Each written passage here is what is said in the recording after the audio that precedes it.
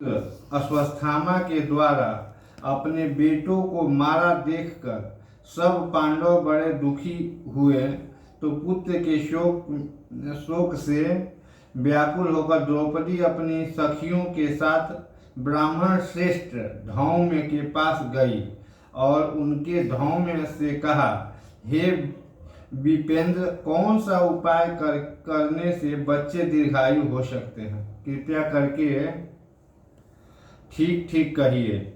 धौम्य बोले, सतयुग में सत्य वचन बोलने वाला, सदा सत्याचारण करने वाला समदर्शी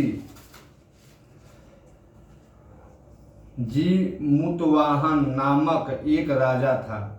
एक बार वह अपनी स्त्री के साथ अपनी ससुराल गया और वहीं रहने लगा। एक दिन आधी रात के समय पुत्र के शोक में व्याकुल कोई स्त्री रोने लगी, क्योंकि वह अपने बेटे के दर्शन से निराश हो चुकी थी।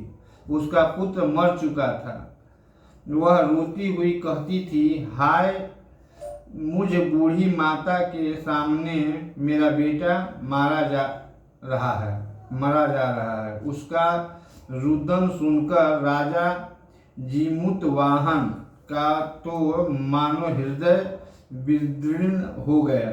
वह तत्काल उस स्त्री के पास गया और उससे पूछा, तुम्हारा बेटा कैसे मरा है? बूढ़ी ने कहा, गरुड़ प्रतिदिन आकर गांव के लड़कों को खा जाता है। इस पर दयालु राजा ने कहा, माता, अब तुम रो मत, आनंद से बैठो, मैं तुम्हारे बच्चे को बचाने का यत्न करता हूँ। ऐसा कहकर राजा उस स्थान पर गया जहाँ गरुड़ आकर प्रतिदिन मांस खाया करता था। उसी समय गरुड़ भी उस पर टूट पड़ा और राजा के शरीर का मांस खाने लगा। जब अतिशय तेजस्वी गरुड़ ने राजा का बायां अंग खा लिया तो झटपट राजा ने अपना दाहिना अंग फेर कर गरुड़ के सामने कर दिया। यह देखकर गरुड़ जी ने कहा, देवों ने तुम कौन हो? तुम मनुष्य तो नहीं जान पड़ते। अच्छा, अपना जन्म और कुल बताओ।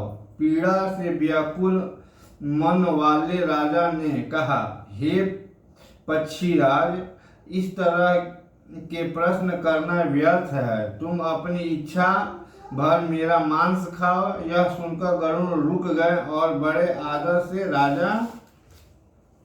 राजा के जन्म और कुल की बातें पूछने लगे। राजा ने कहा, मेरी माता का नाम है शम्या और मेरे पिता का नाम है शालिवाहन है।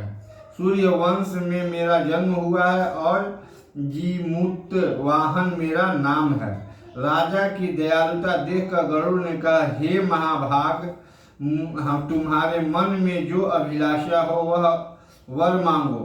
राजा ने कहा, हे पक्षीराज, यदि आप मुझे वर देना चाहते हैं तो वर दीजिए कि आपने अब तक जिन